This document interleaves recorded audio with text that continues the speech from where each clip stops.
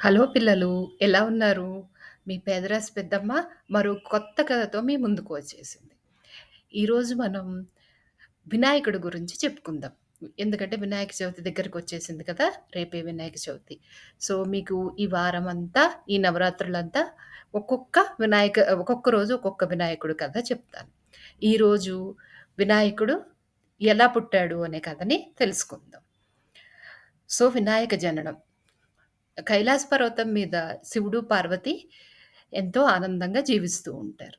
ఒకరోజు వాళ్ళు సావధానంగా కూర్చొని కబుర్లు చెప్పుకుంటూ ఉంటే, పార్వతీదేవి శివుణ్ణి, "స్వామి, నాకు ఒక కొడుకు కావాలని ఉంది" అని అడిగింది.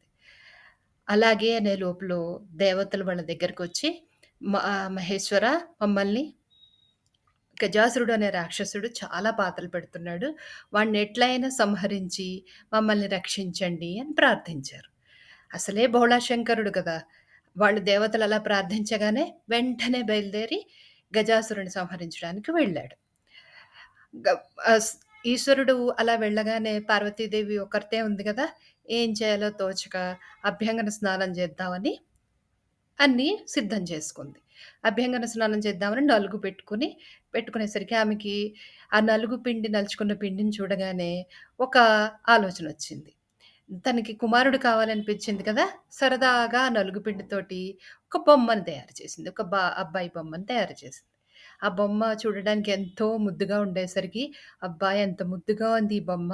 ఈ బొమ్మకే ప్రాణం వస్తే ఎంత బావుంటుంది" అనుకుని ఆదిశక్తి గదా! వెంటనే తన శక్తితోటి ఆ బొమ్మకి ప్రాణం పోసింది. ఆ ప్రాణం పోసిన బాలుడు ఎంతో ముద్దుగా దేవి ముందు ప్రత్యక్షమై, "దేవి, ఏమి చేయాలి? అమ్మా, ఏమిటి ఆజ్ఞ?" అని అడిగాడు. అడగగానే అప్పుడు పార్వతీదేవి, "బాబు, ఈ కైలాస పర్వతం దగ్గర ఎవరూ లేరు. మహాదేవుడితోటి అందరూ ప్రథమ గణాలు గజాసురుడిని సంహరించడానికి వెళ్లారు. నేను అభ్యంగన స్నానం చేయడానికి వెళ్తున్నాను. నువ్వు ఎవ్వరూ లోపలికి రాకుండా గుమ్మం దగ్గర కాపలా కాయి" అని చెప్పింది. సరే అని చెప్పి ఆ బాలుడు వెంటనే శక్తి ఆయుధాన్ని, దేవి ప్రసాదించిన శక్తి ఆయుధాన్ని తీసుకొని కాపలా కాయడం మొదలుపెట్టాడు. కాపలా కాయడం మొదలుపెడితే ఈ లోపల గజాసురుడిని సంహరించిన మహేశ్వరుడు తిరిగి వచ్చాడు. తిరిగి వచ్చి గుమ్మం ముందు కాపలా కాస్తున్న బాలుడిని చూసి ఆశ్చర్యపోయాడు ఫస్ట్. ఎవరీ బాలుడు? ఇంత ముద్దుగా ఉన్నాడు అనుకుని చూసాడు. చూసి లోపలికి వెళ్ళబోతుంటే ఆ బాలుడు, "ఎవరూ లోపలికి పోరాదు. అమ్మ ఎవరిని లోపలికి పంపించవద్దని చెప్పింది" అన్నాడు. అప్పుడు మహాదేవుడు నవ్వేసి, "బాలకా, నేను మహేశ్వరుడిని, ఈ కైలాసాధీశ్వరుడిని. నేను నేను ఈ ఇంటి యజమానిని, నన్ను పోనీ" అన్నాడు. "నువ్వెవరివైనా సరే అమ్మ ఆజ్ఞ లేకుండా లోపలికి పోవడానికి వీల్లేదు" అన్నాడు. మహేశ్వరుడు చాలా నచ్చచెప్పడానికి ప్రయత్నం చేశాడు. అయినా సరే వినాయకుడికి మహేశ్వరుడెవడో తెలీదు కదా! అందుకని ఏదైనా లోపలికి వెళ్ళడానికి వీల్లేదు అని భీష్మించుకొని కూర్చున్నాడు. మహేశ్వరుడు నయాన, భయాన అన్ని విధాలా చెప్పడానికి ప్రయత్నం చేశాడు. ఎంత చెప్పినా వినాయకుడు వినలేదు. ఇంకా మహేశ్వరుడికి చాలా కోపం వచ్చింది. కోపం వచ్చి, "నన్ను వెళ్ళనిస్తావా లేదా?" అంటే, "నువ్వు ఇంత చెప్పినా నువ్వు వినట్లేదని" శక్తి ఆయుధాన్ని ప్రయోగించాడు వినాయకుడు. వెంటనే మహేశ్వరుడు తన శూలాయుధంతోటి శక్తి ఆయుధాన్ని అడ్డుకొని వినాయకుడిని సంహరించాడు. సంహరించి లోపలికి వెళ్ళిపోయాడు. లోపలికి వెళ్ళిపోయిన తర్వాత పార్వతీదేవితోటి తన యుద్ధ విశేషాలన్నీ చెప్తూ ఉంటే, పార్వతీదేవి తన కుమారుడిని తయారు చేసినట్టు మీకు చూపించాలని అనుకుంటున్నాను అని గణేషుడిని పిలిచింది. అప్పుడు మహేశ్వరుడికి అర్థమైంది తను సంహరించింది తన కుమారుడినే అని. వెంటనే తన తప్పు తెలుసుకొని, "పార్వతి, ఇలా జరిగింది" అని చెప్పి అంతా పార్వతీదేవికి చెప్పాడు.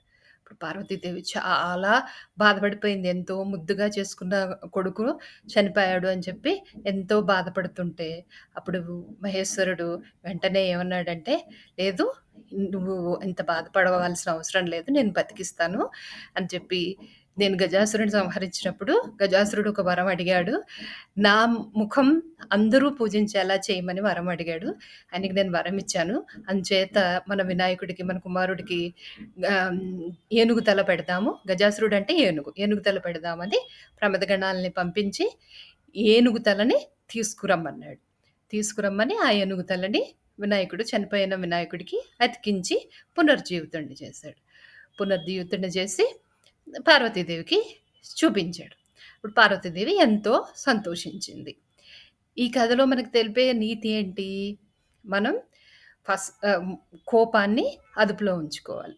మనం ఎక్కువ కోపంలో మన దగ్గర వాళ్ళని గానీ, మన స్నేహితుల్ని గానీ, ఏదైనా అనడం గానీ, అనరాని మాటలు అనడం గానీ, గాయపరచడం గానీ చేస్తే తర్వాత వాటిని మనం తిరిగి తీసుకోలేం.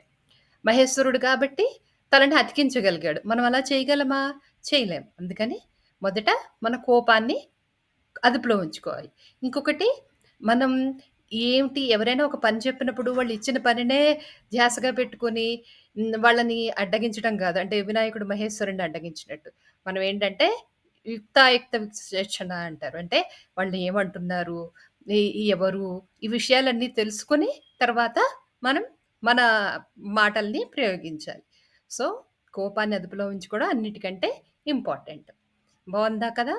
తర్వాత నెక్స్ట్ ఎపిసోడ్‌లో మనం వినాయకుడు విష్ణుమూర్తి శంఖాన్ని తీసేసుకొని దాచిపెట్టిన కథ విందాం.